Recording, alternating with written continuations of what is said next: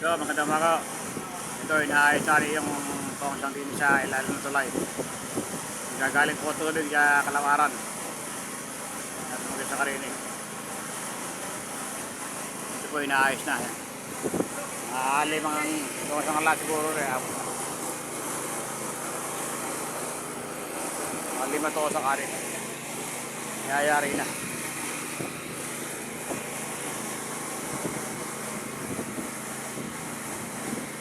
Kinabakan natin, kinabakan ng mga saka.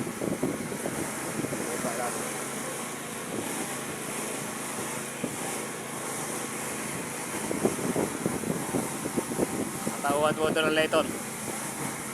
Saka LX.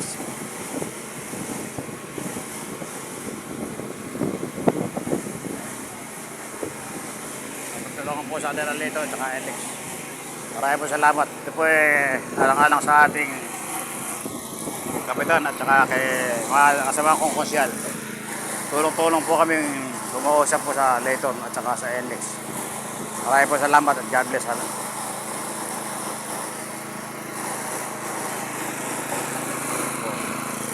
Hindi ko pinatakbo ito guys. Hindi okay na eh. Tumatakbo na ako rito. Natagyo ito. Ganito.